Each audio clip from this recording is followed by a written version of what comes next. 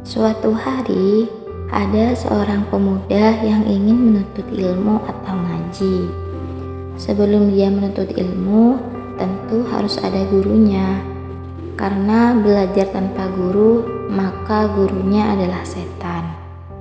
Mencarilah pemuda itu sampai kemana-mana. Akhirnya, dengan usaha kerasnya, pemuda itu menemukan guru yang dianggapnya alim dan waro. Sebelum memulai pelajaran yang akan diberikan kepada sang murid, gurunya mengajukan syarat bahwa satu ilmu yang dia berikan harus dibayar 100.000. Karena sang murid niatnya kuat dan serius untuk menuntut ilmu, maka sang murid langsung mengiyakan persyaratan yang disampaikan oleh gurunya tersebut. Baiklah muridku, ada 3 ilmu yang akan saya sampaikan kepadamu. Kau harus mengamalkannya di dalam kehidupanmu mendatang, kata sang guru kepada pemuda itu. Yang pertama, bersabarlah kamu di setiap hal. Yang kedua, bersikap qanaahlah kamu di setiap rezeki yang diberikan Allah kepadamu. Dan yang ketiga, jadilah orang yang halim. Artinya, jika marah itu ditahan. Lanjut, sang guru menyampaikan ilmunya kepada pemuda itu. Baik guru, insya Allah akan saya amalkan, jawab si pemuda.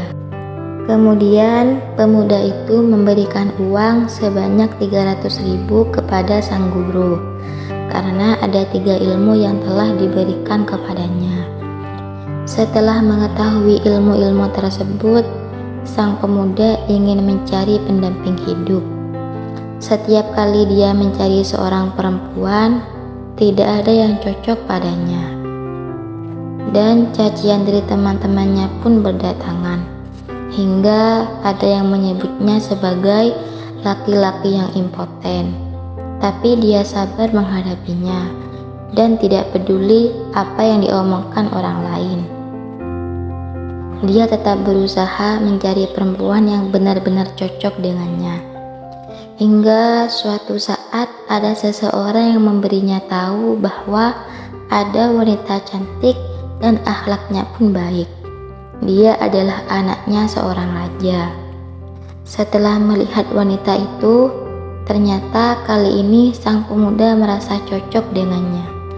Dan dilamarlah wanita itu kepada sang raja. Apa yang terjadi selanjutnya? Setelah mengetahui niat baik sang pemuda, akhirnya diterimalah lamarannya. Tapi di saat itu juga, raja memberitahu suatu rahasia yang berkaitan dengan putrinya. Nak, apakah engkau yakin ingin menikahi putriku? Tanya sang raja. Iya raja, saya sudah yakin dengan putrimu, jawab sang pemuda dengan penuh keyakinan. Kesinilah nak, akan kutunjukkan sesuatu padamu. Bukalah pintu itu nak, kata sang raja membawa pemuda itu ke suatu tempat. Setelah pintunya dibuka oleh pemuda itu, ternyata dia melihat banyak batu nisan yang berjejer di hadapannya. Kemudian wajah sang pemuda itu terlihat bingung dan tidak mengerti apa yang raja maksud dari pemandangan itu. Raja pun melanjutkan pembicaraannya. Semua yang ada di hadapanmu itu adalah kuburan suami-suami putriku yang telah meninggal. Setiap kali menikah, suaminya tidak pernah bertahan lama. Hanya jarak sehari semalam, pasti sudah meninggal besoknya. Saya juga tidak tahu apa yang terjadi, tiba-tiba saja meninggal. Mendengar cerita dari sang raja, pemuda itu pun kaget dan penasaran. Kenapa semuanya bisa meninggal begitu saja? Tapi cerita itu tidak menghalangi si pemuda untuk menikahi sang putri raja.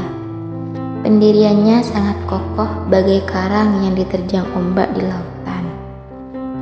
Melihat raut wajah sang pemuda itu, Raja pun menanyakan kesekian kalinya, "Bagaimana pemuda, kau masih yakin ingin menikah dengan putriku?" "Saya yakin Raja, saya akan tetap menikahi putrimu. Yang memiliki nyawaku hanyalah Allah. Terserah kepadanya mau mengambilku kapan saja," kata sang pemuda penuh yakin. "Baiklah kalau begitu pemuda," kata sang raja menyetujuinya.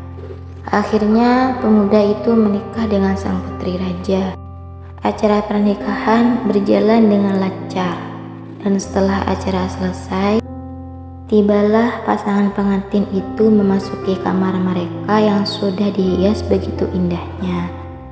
Tidak seperti pada umumnya pengantin baru, yaitu langsung melakukan malam pertama mereka. Sang pemuda tadi sholat terlebih dahulu dan melakukan zikir-zikir sampai beberapa lama.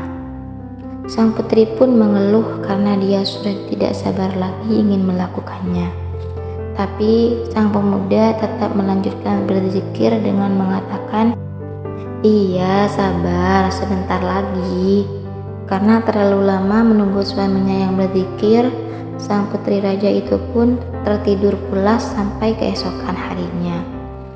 Selama istrinya tertidur pulas, pemuda itu memperhatikan baik-baik keadaan istrinya. Dia berkata, "Apa sebenarnya yang membuat suaminya meninggal? Dari ujung rambut sampai ujung kaki, dia tidak mempunyai kekurangan satupun. Apa rahasianya?" Seperti itulah yang terjadi selama 2 hari. Pemuda tersebut tidak menyentuhnya sama sekali dengan alasan ingin mengetahui rahasia yang tak terungkap selama ini. Dia tahan nafsunya, dia bersabar dengan sholat dan selalu berzikir meminta petunjuk dari Allah. Sang raja pun mulai tenang. Umur pernikahan putrinya sudah 2 hari, ternyata menantunya masih hidup. Pikirnya, setelah hari ketiga, seperti biasa ketika sang istri mengajaknya melakukan hubungan suami istri, pemuda itu pun tetap melakukan kebiasaannya, yaitu sholat dan berzikir hingga sang istri pun terlelap tidur. Setelah itu, pemuda kembali memperhatikan keadaan istrinya, mulai dari ujung rambut hingga kakinya. Tidak lama kemudian, tiba-tiba ada kelabang yang keluar dari kemaluannya. Ceritanya, kelabang akan keluar jika mencium bau laki-laki. Kagetlah sang pemuda mengetahui hal itu. Kemudian dia langsung membunuh kelabang itu sampai mati. Ya, ternyata yang membuat semua suaminya meninggal adalah si kelabang yang keluar dari kemaluan istrinya. Terungkaplah rahasia yang ditunggu-tunggu sang pemuda. Akhirnya, berkat kesabaran sang pemuda, dia tidak jadi meninggal seperti suami-suami yang lain. Akhirnya, mereka pun melakukan hubungan suami istri tanpa ketakutan lagi. Hingga suatu hari mereka dikaruniai seorang anak, dan pemuda itu pun menjadi pengganti raja untuk memimpin kerajaan. Apa yang bisa kita ambil dari hikmah cerita di atas? Mungkin yang terbesit pertama kali adalah kesabaran. Tidak tergesa-gesa dalam mengambil keputusan, karena tergesa-gesa adalah perbuatan setan. Fasabrun jamil, maka sabar itu indah.